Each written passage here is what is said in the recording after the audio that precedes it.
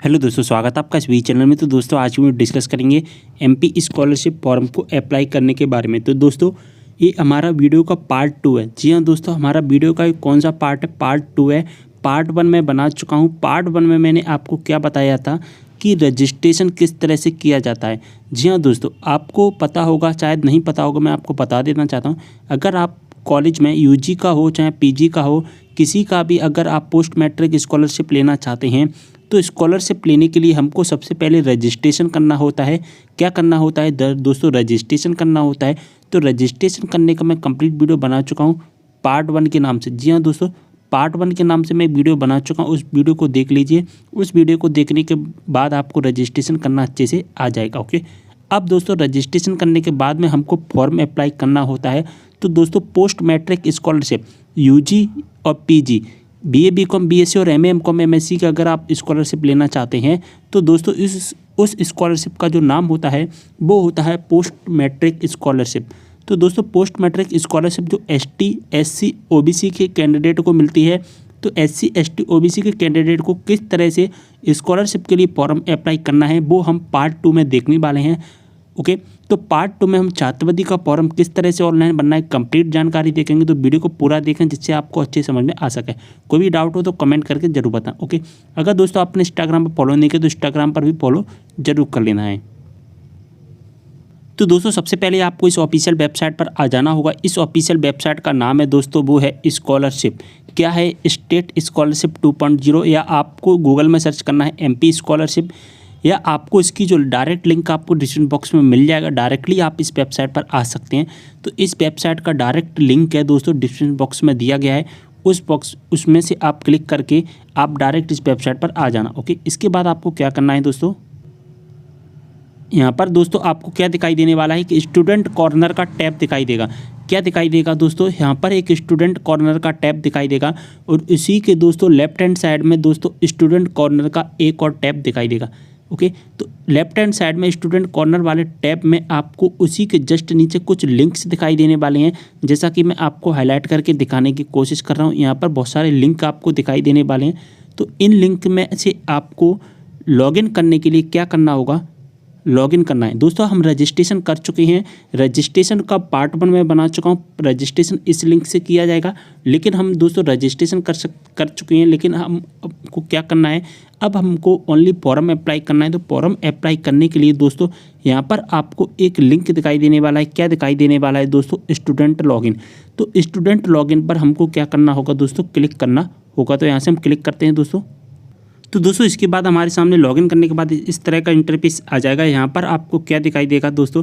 यहाँ पर आपको स्टेट स्कॉलरशिप 2.0 दिखाई देगा। यहाँ पर आपको लॉगिन हियर का ऑप्शन दिखाई देगा। यहाँ से हमको लॉगिन करना है और लॉगिन करने के लिए दोस्तों हमको क्या करना होगा, यहाँ पर हमारा यूजर नेम डालना होगा। जो भी आपका यूजर नेम आया था रजिस्ट्रेशन करने के टाइम पर, और जो भी आपका पासवर्ड आया था वो पासवर्ड यहाँ पर डालना है। पार्ट 1 में मैंने आपको रजिस्ट्रेशन आईडी के बारे में कंप्लीट बता चुका हूँ दोस्तों। इसके बाद में दोस्तों क्या करना है, यहाँ पर जो कैप्चा कोड दिया गया है उस कैप्चा कोड को यहाँ पर फिल करना है।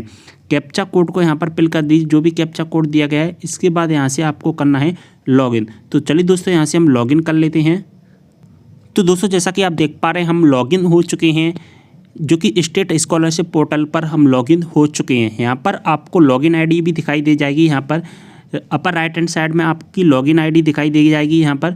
इसके बाद में आपको अपनी स्कॉलरशिप अप्लाई करनी है, स्कॉलरशिप का फॉर्म अप्लाई करना है। अब दोस्तों बात आती है कि हमको यहाँ पर बहुत सारी स्कॉलरशिप के नाम आपको दिखाई दे जाएंगे, बहुत सारी स्कॉलरशिप के आपको नाम यहाँ पर दिखाई देंगे। लेकिन हमको यूजी पीजी के लिए जो स्कॉलरशिप के लिए अप्लाई करना है, उस एप्लीकेशन का नाम होता है, उस स्कॉलरशिप का नाम होता है दोस्तों, क्या होता है दोस्तों?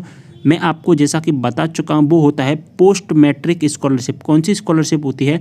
पोस्ट मैट्रिक स्कॉलरशिप होती है। दोस्तों पोस्ट मैट्रिक स्कॉलरशिप का लाभ लेने के लिए हमको क्या करना होगा? फर्स्ट नंबर पर ही दोस्तों, फर्स्ट नंबर पर ही जैसा कि मैंने आपको हाईलाइट करके दिखाने की कोशिश कर रहा हूँ, यहाँ पर लिखा है apply for post matric scholarship. मैं इसको जूम कर लेता हूँ। देखिए यहाँ पर ही दोस्तों लेफ्ट हैंड साइड में दिखाई देगा, सबसे फर्स्ट नंबर वाले टैब में ही दिखाई देगा दोस्तों आपको apply for post matric scholarship, और यहाँ पर आपको दिखाई देगा कि इस स्कॉलरशिप के लिए कौन कौन आवेदन कर सकता है। तो पोस्ट मैट्रिक स्कॉलरशिप के लिए दोस्तों एससी का candidate, ST OBC, and for nomadic semi nomadic denotified tribes केवल घुमक्कड़, अर्धघुमक्कड़, विमुक्त जाति। ओके, तो SC ST OBC और घुमक्कड़, अर्धघुमक्कड़, विमुक्त जन जो जाति होती हैं वहीं इसको अप्लाई कर सकते हैं। तो दोस्तों अप्लाई करने के लिए यहाँ पर इसी के जस्ट नीचे दिखाई देगा अप्लाई, तो इस अप्लाई वाले ऑप्शंस पर हमको क्लिक करना है और इसी से हम अपना जो कि अप्लाई कर पाएंगे। अगर दोस्तों आवास भत्ता का आप जो कि एप्लीकेशन बनना चाहते हैं तो आवास भत्ता का भी आप इसी रजिस्ट्रेशन ID से भर सकते हैं। गाँव की बेटी का भी इसी रजिस्ट्रेशन ID से भर सकते हैं। प्रतिभा किरण का भी इसी रजिस्ट्रेशन से भर सकते हैं। तो दोस्तों लेकिन हमको केवल अपना जो पोस्ट मैट्रिक का अप्लाई करना है, तो पोस्ट मैट्रिक का अप्लाई करने के लिए यहाँ पर आपको क्लिक कर देना होगा। चलिए दोस्तों यहाँ से क्लिक करते हैं। तो दोस्तों जैसा कि आप देख पा रहे हैं हम लॉगिन हो चुके हैं अपने लॉगिन ID पासवर्ड से। ओके, तब यहाँ पर आपको क्या क्या दिखाई देने वाला है, सबसे पहले तो आप इस डैशबोर्ड को समझ लीजिए। यहाँ पर पूरा डैशबोर्ड आ चुका है आपका लॉगिन होने के बाद। सबसे पहले आपको इस डैशबोर्ड को समझना होगा। इस डैशबोर्ड को समझने के बाद ही आपको कुछ समझ में आ पाएगा आगे। तो पूरा डैशबोर्ड मैं आपको समझा देता हूँ जिससे क्या आपको कोई भी डाउट ना रहे। ओके, तो देखिए दोस्तों डैशबोर्ड में आपको क्या क्या दिखाई देने वाला है। सबसे पहले तो आपको यहाँ पर अपना फोटो दिखाई देगा। क्या दिखाई देगा? आपको अपना फोटो दिखाई देगा। अब दोस्तों बात आती है कि फोटो कहाँ से दिखाई दे रहा है आपको। ये जो डैशबोर्ड दिखाई दे रहा है, ये सारी जानकारी दिखाई दे रही है आपके आधार कार्ड नंबर से। जब हमने रजिस्ट्रेशन किया था, रजिस्ट्रेशन करते टाइम आपने जो आधार कार्ड नंबर को डाला था, उस आधार कार्ड नंबर पर जो भी डाटा था वो सारा डाटा यहाँ पर फिल आपको दिखाई देने वाला है। आधार कार्ड में जो फोटो होगा वही फोटो आपको दिखाई देगा।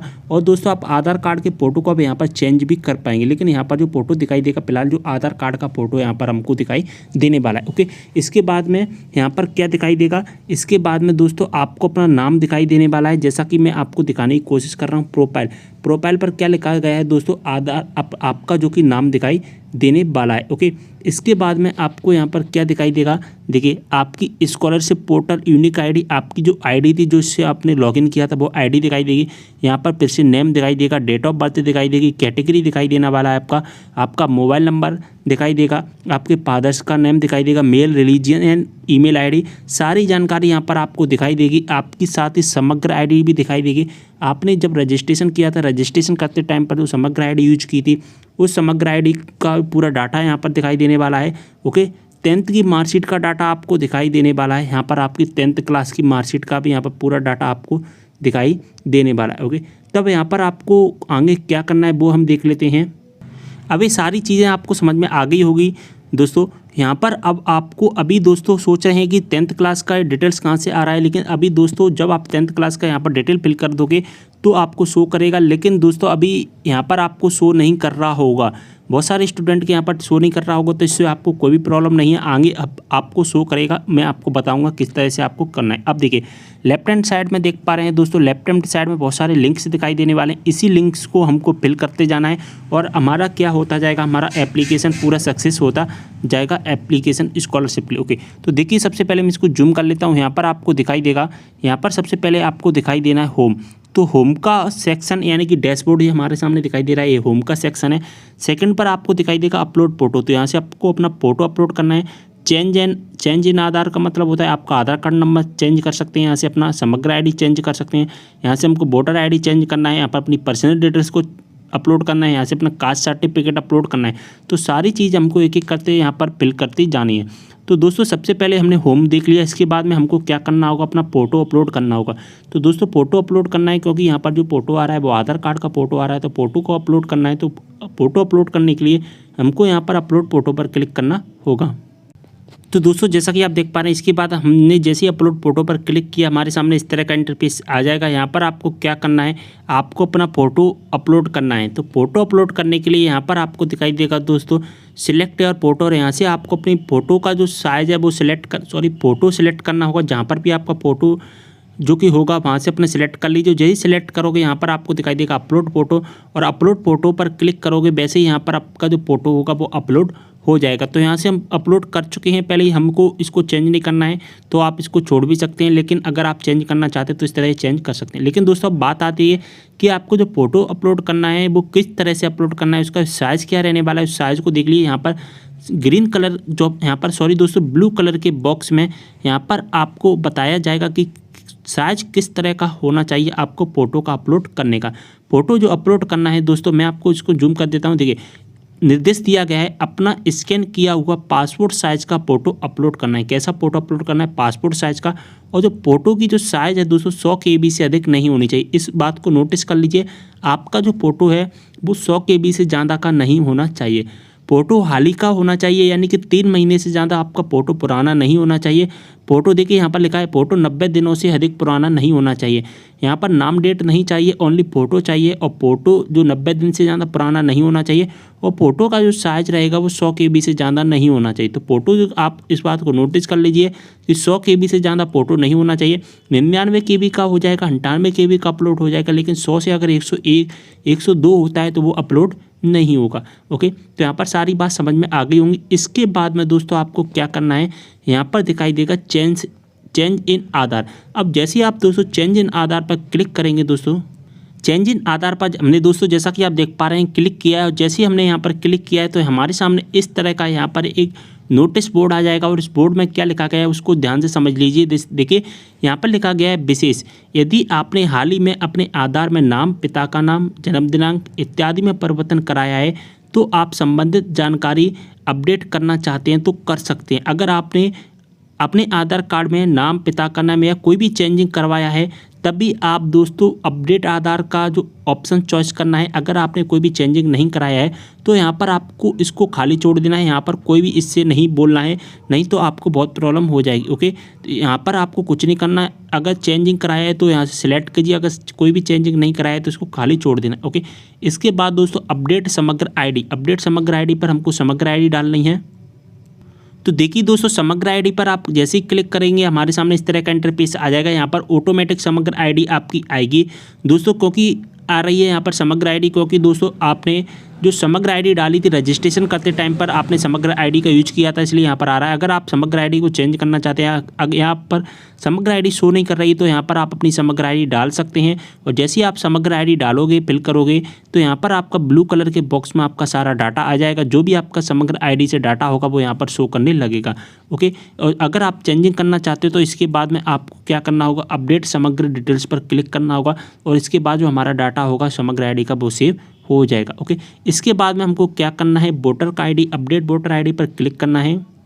तो दोस्तों इसके बाद हमारे सामने इस तरह का इंटरफेस आ जाएगा। वोटर आईडी कार्ड नंबर हमारे सामने ऑप्शंस आ जाएगा। यहाँ पर आपको क्या करना है, आपको अपनी वोटर आईडी नंबर डालना है। अगर वोटर आईडी नंबर डालने के बाद में यहाँ से आपको सेव डिटेल्स पर क्लिक कर देना है। अगर दोस्तों आपके पास में वोटर आईडी नंबर नहीं है तो इस ऑप्शंस को खाली छोड़ सकते हैं, इससे कोई भी इफेक्ट नहीं पड़ेगा आपकी स्कॉलरशिप पर। अगर आपके पास में वोटर आईडी है तो यहाँ से आप इसको फिल कर दीजिए और यहाँ से सेव डिटेल्स पर आपको क्लिक कर देना होगा। ओके, इसके बाद दोस्तों आपको क्या करना है, यहाँ पर वोटर आईडी हमारा हो चुका है। अब हमारे पास में ऑप्शंस बचता है, वो बचता है एडिट पर्सनल डिटेल्स। तो एडिट पर्सनल डिटेल्स पर हमको क्लिक करना है। तो दोस्तों इसके बाद हमारे सामने इस तरह का इंटरफेस आ जाएगा। हमारी जो पर्सनल डिटेल्स है हमारे सामने शो करने लगेगी। ओके, अब ये पर्सनल डिटेल्स है दोस्तों, आप तभी एडिट कीजिए जब आपको लगता है कि यहाँ कोई भी गलतियाँ हैं, नहीं तो आपको उसको कुछ भी नहीं करना है यहाँ पर। क्योंकि यहाँ पर हमने जो पर्सनल डिटेल्स शो कर रही है, हमारे आधार कार्ड की पर्सनल डिटेल्स शो कर रही हैं। सारी की सारी जो भी पर्सनल डिटेल्स है हमने आधार कार्ड से जो रजिस्ट्रेशन किया था वो पर्सनल डिटेल्स यहाँ पर दिखाई देने वाली है। ओके, देखिए मैं इसको जूम करके दिखाने की कोशिश करता हूँ। आपका नेम दिखाई देने वाला है, साथ ही middle name, last name, father's name, mother's name. दोस्तों यहाँ पर आप अपना नेम और फादर्स नेम को चेंज नहीं कर पाएंगे, लेकिन दोस्तों आप जो अपना मदर्स नेम है उसको चेंज कर पाएंगे। अपना जेंडर चेंज नहीं कर पाएंगे। अपनी डेट ऑफ बर्थ को चेंज कर सकते हैं, कैटेगरी को चेंज कर सकते हैं, ईमेल आईडी को चेंज कर सकते हैं, फ़ोन नंबर को चेंज कर सकते हैं। ओके, यहाँ पर अपना आधार कार्ड नंबर चेंज नहीं कर पाएंगे। इसके बाद में दोस्तों आपको क्या करना है, यहाँ पर कुछ भी नहीं करना है, इसको छोड़ देना है। अगर आप कोई भी एडिट करते हैं, कोई भी चेंजिंग करते हैं तो यहाँ से आपको एडिट, यहाँ पर अपडेट माय डिटेल्स पर क्लिक करना है, अन्यथा आपको कुछ नहीं करना है। तो अगर आपने कोई भी चेंजिंग किया है तभी यहाँ से अपडेट माय डिटेल्स पर क्लिक कीजिए, नहीं तो इसको खाली छोड़ देना। इसके बाद में आपको क्या करना है, यहाँ पर दिखाई देगा अपलोड कास्ट सर्टिफिकेट। तो अब हमको अपना जो कास्ट सर्टिफिकेट अपलोड करना है। कास्ट सर्टिफिकेट का मतलब होता है दोस्तों जाति प्रमाण पत्र। तो दोस्तों हमको अब जाति प्रमाण पत्र अपलोड करना है, तो वो भी हम सीख लेते हैं। दोस्तों पहले आप कमेंट करके बता दीजिए कि वीडियो कैसा लग रहा है, ज़्यादा से ज़्यादा लाइक कर देना, साथ ही दोस्तों के साथ में शेयर कर देना है वीडियो को। तो दोस्तों जैसे हम कास्ट सर्टिफिकेट पर क्लिक करते हैं हमारे सामने इस तरह का इंटरफेस आ जाता है। यहाँ पर आपको क्या करना है दोस्तों वो मैं आपको बता देता हूँ। यहाँ पर अपना कास्ट सर्टिफिकेट अपलोड करना है। अब दोस्तों कास्ट सर्टिफिकेट कौन सा अपलोड करना है वो आप समझ लीजिए, क्योंकि यहीं पर आपसे गलतियाँ होने वाली है।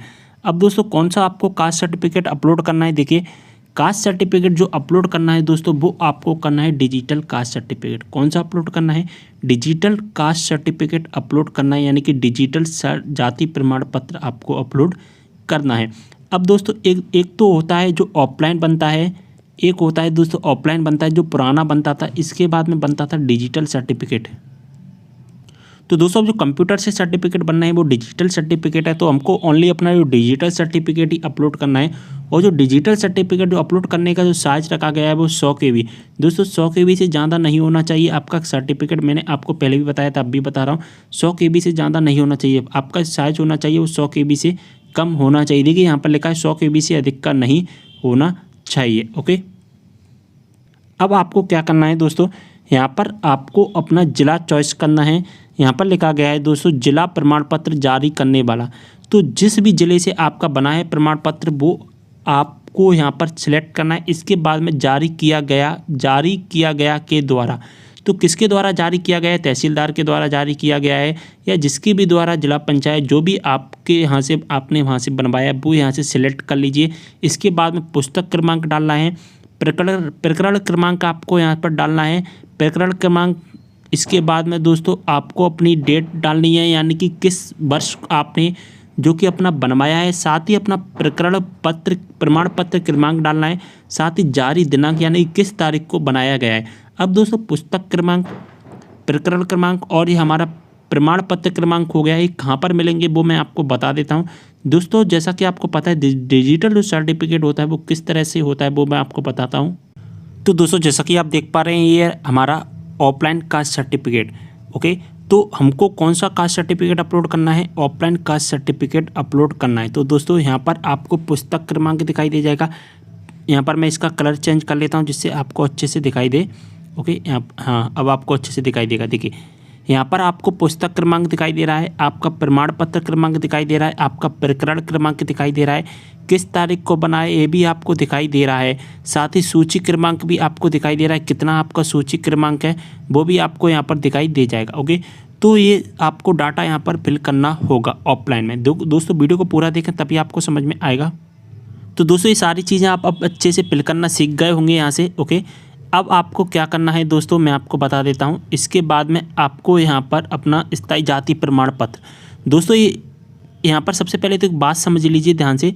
यहाँ पर देखिए दो ऑप्शंस दिए गए हैं, एक तो दिया गया है आपको अपलोड कास्ट सर्टिफिकेट का, एक दिया गया है अपडेट डिजिटल कास्ट सर्टिफिकेट। अगर दोस्तों आपके पास में ऑफलाइन सर्टिफिकेट है, कौन सा कास्ट सर्टिफिकेट है, ऑफलाइन, जैसा कि मैंने अभी बताया था रेड कलर का जो ऑफलाइन कास्ट सर्टिफिकेट है, और आपके पास में डिजिटल कास्ट सर्टिफिकेट नहीं है, तो आपको क्या करना है इसी लिंक का यूज करना है अपलोड कास्ट सर्टिफिकेट का। फिर इस लिंक से आपको कोई भी मतलब नहीं रहेगा अपडेट डिजिटल कास्ट सर्टिफिकेट से। ओके, अगर आपके पास में ऑफलाइन वाला है, ओके, अगर आपके पास में ऑनलाइन वाला है यानी कि डिजिटल सर्टिफिकेट है, तो आपको एक कोई भी ऑप्शंस फिल नहीं करने हैं, आपको अपलोड कास्ट सर्टिफिकेट वाले ऑप्शंस को क्लिक नहीं करना है, केवल और केवल आपको एडिट पर्सनल डिटेल्स पर क्लिक करना है। एडिट पर्सनल डिटेल्स पर क्लिक करने के बाद में यहाँ से अपडेट डिजिटल कास्ट सर्टिफिकेट पर क्लिक कर देना होगा डायरेक्टली। ओके, तो लेकिन हमारे पास में ऑफलाइन वाला है, बहुत सारे स्टूडेंट ऐसे हैं जिनको ऑफलाइन वाला भी मिला हुआ है, तो इसलिए मैं पर आपको ऑफलाइन वाले में भी बता रहा हूँ, और बहुत सारे स्टूडेंट ऐसे हैं जिनको डिजिटल बना हुआ है तो मैं डिजिटल वाला भी बताऊंगा। ओके, तो देखिए दोस्तों अगर आपके पास में ऑफलाइन वाला है तो इस तरह से आपको फिल करना है। यहाँ पर अपना दिखाई देगा आपका ज़िला चॉइस करना है, यानी कि यहाँ पर अपना एड्रेस डालना है, ज़िले तहसील का नाम यहाँ पर डालना है। इसके बाद में आपकी जाति क्या है वो यहाँ पर आपकी जाति डालनी है, जो भी आपकी जाति है, और सूची क्रमांक डालना है, जैसा कि मैं आपको बता चुका हूँ सूची क्रमांक क्या होता है। ओके, और इसके बाद नीचे आना है, नीचे आने के बाद में अपना फाइल सिलेक्ट करना है, जो भी आपका फाइल सिलेक्ट होगा वो 100 KB से कम का होना चाहिए। यहाँ पर आपका मोबाइल नंबर दिखाई देगा, जो आधार कार्ड पर अपने मोबाइल नंबर डाला था वो यहाँ पर आपको मोबाइल नंबर दिखाई देगा। इसके बाद रिमार्क्स डालना है, यहाँ पर लिख लेना है दोस्तों कास्ट सर्टिफिकेट, और इसके बाद में दिखाई देगा अपलोड सर्टिफिकेट, तो यहाँ से आपको अपलोड कर देना होगा। तो दोस्तों अपलोड होने के बाद में हमारा सामने पूरा अपलोड हो चुका है। इसके बाद में अब हम क्या करेंगे, अब हम दोस्तों डिजिटल सर्टिफिकेट को अपडेट करेंगे। दोस्तों अगर आपके पास में ऑफलाइन वाला है तो आपको इसी लिंक का यूज करना है, अगर आपके पास में ऑफलाइन नहीं है, डिजिटल है, ऑनलाइन है, तो यहाँ पर आपको सिलेक्ट करना है। तो अपडेट डिजिटल कास्ट सर्टिफिकेट पर क्लिक करते हैं दोस्तों। तो दोस्तों जैसा कि आप देख पा रहे हैं डिजिटल सर्टिफिकेट वो होता है वो कुछ इस तरह का होता है। तो दोस्तों जैसे ही हमने यहाँ पर अपडेट डिजिटल कास्ट सर्टिफिकेट पर क्लिक किया तो हमारे सामने इस तरह का इंटरफेस आ जाएगा। यहाँ पर आपको क्या करना है, अपना कास्ट सर्टिफिकेट का यहाँ पर आपको अपना नंबर डालना है और इसके बाद में डिस्पैच डेट यानी कि किस तारीख को बना था वो यहाँ पर डालना है। Enter your registration number, enter registration number जो कि RS/419 इस तरह से स्टार्ट होता है वो डालना है और किस तारीख को बना था वो यहाँ पर डालना है और इसके बाद में दोस्तों यहाँ से सर्च पर क्लिक कर देना होगा। तो दोस्तों जैसा कि आप देख पा रहे हैं हमने यहाँ पर अपडेट कर दिया है, यहाँ पर अपना डाल दिया रजिस्ट्रेशन नंबर किस तारीख को बना यहाँ पर डाल दिया और जैसे ही हमने सर्च पर क्लिक किया दोस्तों यहाँ पर हमारा सारा डाटा यहाँ पर दिखाई दे जाएगा, जो भी आपका सारा डाटा होगा। इसके बाद में यहाँ पर आपको क्या करना है दोस्तों, मैं जूम करता हूँ, सेव डिटेल्स। तो यहाँ से आपको अपनी जानकारी सेव कर देनी है। सेव डिटेल्स पर क्लिक करके आप जैसे ही करोगे तो आपकी जो कास्ट सर्टिफिकेट है वो अपलोड हो जाएगा। इसके बाद में यहाँ पर लिखा है अपना जाति प्रमाण पत्र देकर, तो अगर आपको अपना जाति प्रमाण पत्र देखना है तो इस पर क्लिक करके आप अपना जाति प्रमाण पत्र भी देख सकते हैं। ओके, तो दोस्तों जैसे हम सेव डिटेल्स पर क्लिक करेंगे हमारे सामने इस तरह का इंटरफेस आ जाएगा। मेरा जाति प्रमाण पत्र है, संबंधित जानकारी पूरी तो सही है और मैं प्रक्रिया जारी रखना चाहता हूँ। तो इसके बाद यहाँ से हमको ओके करना है और हमारा जो सक्सेस का ऑप्शन आएगा, सक्सेस का नोटिस आएगा और हमारा जो कास्ट सर्टिफिकेट है वो अपलोड हो जाएगा। तो दोस्तों अब हमको क्या करना है, अपना हाई स्कूल यानी कि 10th क्लास की अपडेट यहाँ पर डालनी है। तो यहाँ पर अपने 10th क्लास की मार्कशीट यहाँ पर अपलोड करते हैं। तो दोस्तों जैसे ही हम upload high school 10th board details पर क्लिक करते हैं हमारे सामने इस तरह का इंटरफेस आ जाएगा। यहाँ पर देखिए क्या करना है, हमको अपना यहाँ पर 10th क्लास का जानकारी जो कि अपडेट करना है। इसके लिए आपको अपडेट करने के लिए यहाँ पर क्या करना होगा, अपना बोर्ड का जो नाम डालना है, किस बोर्ड से आपने किया है। जैसा कि हमने किया है MP बोर्ड सेकेंडरी एजुकेशन की बोर्ड से किया है और किस ईयर में किया है वो यहाँ पर आपको डालना है। अपने स्कूल का नाम आपको डालना है, जो भी आपका स्कूल का नाम होता है।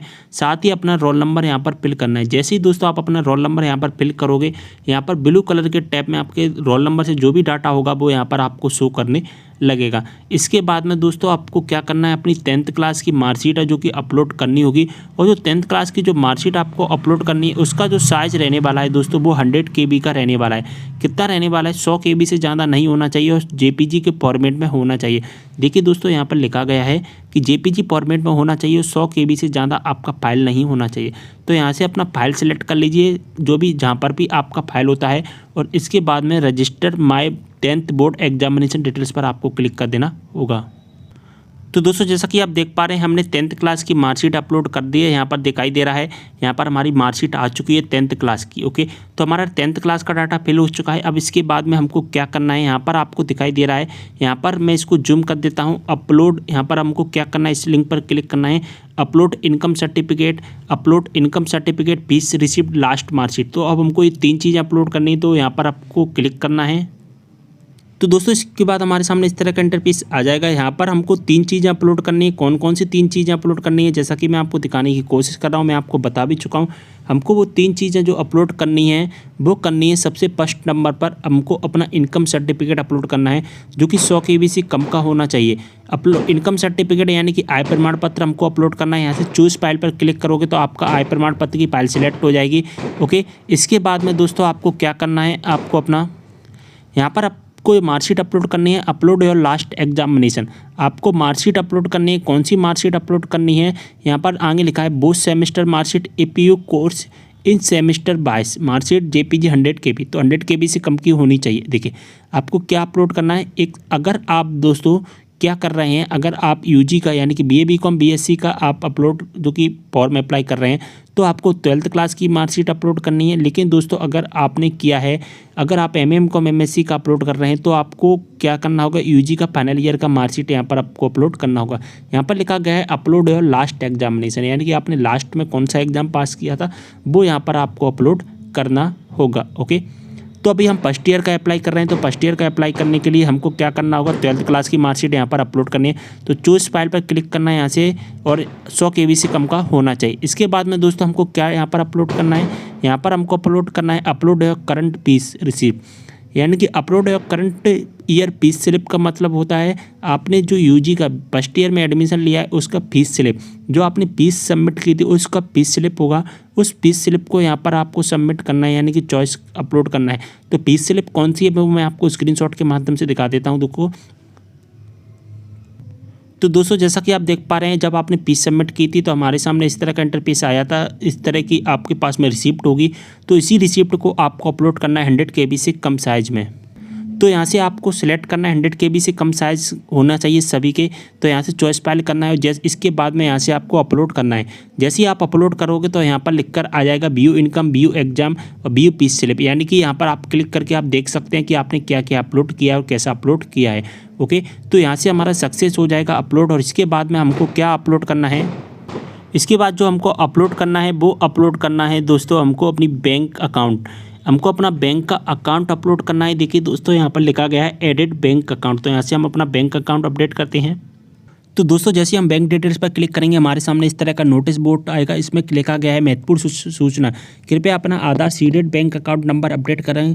अगर आपका बैंक अकाउंट आधार सीडेड नहीं है तो अपनी बैंक ब्रांच में जाकर इसको आधार सीडेड करवा लें। इसका क्या मतलब है आधार सीडेड? आधार सीडेड क्या होता है दोस्तों? आधार सीडेड का मतलब दोस्तों होता है, वो होता है हमारा कि हमारा जो मोबाइल नंबर होता है दोस्तों, मोबाइल नंबर जो हमारा होता है वो लिंक होना चाहिए आधार कार्ड से। मोबाइल नंबर हमारा क्या होना चाहिए? आधार कार्ड से लिंक होना चाहिए। इसी को हम कहते हैं आधार सीडेड। क्या कहते हैं दोस्तों? आधार सीडेड। अगर आपका मोबाइल नंबर आधार कार्ड से लिंक नहीं है, अगर आपका आधार कार्ड मोबाइल नंबर से लिंक नहीं है तो दोस्तों आप बैंक अकाउंट की डिटेल्स फिल नहीं कर पाएंगे और आपकी स्कॉलरशिप नहीं आएगी। तो दोस्तों आपका आधार कार्ड नंबर और मोबाइल नंबर दोस्तों दोनों एक दूसरे से लिंक होना चाहिए, तभी दोस्तों आप अपना स्कॉलरशिप का फॉर्म आगे अप्लाई कर पाएंगे। तो अगर लिंक नहीं है तो जल्दी से बैंक में जाकर अपना लिंक करवा लीजिए। इसके बाद हमारे सामने इस तरह का इंटरफेस आ जाएगा। यहाँ पर आपको क्या अपलोड करना है? यहाँ पर आपको अपना IFSC कोड अपलोड करना है। जो आपकी पासबुक होती है, पासबुक में दोस्तों आपका IFSC कोड होता है, वो यहाँ पर डालना है। IFSC कोड डालने के बाद में शो बैंक डिटेल्स पे क्लिक करेंगे तो आपकी जो बैंक की डिटेल्स होगी वो आ जाएगी। इसके बाद बैंक अकाउंट नंबर डालना है, रीटाइप अकाउंट नंबर डालना है, यानी कि वहीं पर से आपका अकाउंट नंबर डालना है। और इसके बाद में लिखा गया है इस अकाउंट नंबर आधार सीडेड, तो यहाँ से नो और यस में से आपको दोस्तों यस पर क्लिक करना होगा और इसके बाद सेव माय अकाउंट डिटेल्स पर क्लिक करना होगा। तो दोस्तों जैसा कि आप देख पा रहे हैं, हमने IFSC कोड डाला था और इसके बाद में हमने शो माई डिटेल्स पर क्लिक किया तो हमारे सामने हमारी जो बैंक की डिटेल्स थी वो आ चुकी है सारी। हमने अपना बैंक अकाउंट डाटा भी यहाँ पर अपलोड कर दिया है। यहाँ से हमारा जो सीडेड अकाउंट है वो यहाँ पर हमने डाल दिया है और इसके बाद में सेव माई अकाउंट डिटेल्स पर हमको क्लिक करेंगे तो हमारी जो अकाउंट की डिटेल्स होंगी वो सारी की सारी अकाउंट की डिटेल्स होगी वो सेव हो जाएगी। तो दोस्तों यहाँ तक आपको सारी जानकारी समझ में आ गई होगी। अब आगे का जो प्रोसेस है दोस्तों हम नेक्स्ट वीडियो में जानने वाले हैं, पार्ट 3 में हम देखेंगे। दोस्तों इस वीडियो बहुत ज़्यादा लंबा हो जाएगा, जिससे क्या है फिर आपको समझ में नहीं आएगा, कुछ भी चीज़ आपको समझ में नहीं आएगी। तो दोस्तों अब हम आगे की जो थोड़ी सी प्रोसेस और रह गई है, 5 से 10 मिनट का वीडियो और रह गया है और उसी में ही हमको सारी जानकारी फिल करनी है। अभी हमारा पार्ट 3 आएगा और पार्ट 3 में आप सब कुछ अच्छे से सीख जाओगे। ओके, तो पार्ट 3 में जल्दी अपलोड करने की कोशिश करूँगा। तो इस वीडियो को ज़्यादा से ज़्यादा लाइक करें, दोस्तों के साथ में शेयर कर दीजिए और दोस्तों पार्ट 3 जल्दी आएगा, आप ज़्यादा से ज़्यादा कमेंट करें जिससे मैं जल्दी से जल्दी पार्ट 3 का वीडियो अपलोड कर सकूं। ओके, तो दोस्तों आपने इंस्टाग्राम पर फॉलो नहीं किया तो इंस्टाग्राम पर भी फॉलो कर लेना। जो भी आपके डाउट है इंस्टाग्राम मैसेज द्वारा पूछ सकते हैं। और एक बात और मैं आपको बता देना चाहता हूं, अगर दोस्तों आपने मेरा new YouTube channel only study complete study channel subscribe नहीं किया है तो प्लीज़ यार उसको भी ज़्यादा से ज़्यादा सब्सक्राइब कर लेना है। Only study complete study channel को जरूर सब्सक्राइब कर लीजिए, लिंक आपको डिस्क्रिप्शन बॉक्स में मिल जाएगा। इस चैनल पर हम स्टडी से संबंधित जानकारी अपलोड करते रहते हैं, तो यहाँ पर जल्दी से जल्दी only study complete study channel को सब्सक्राइब कर लेना।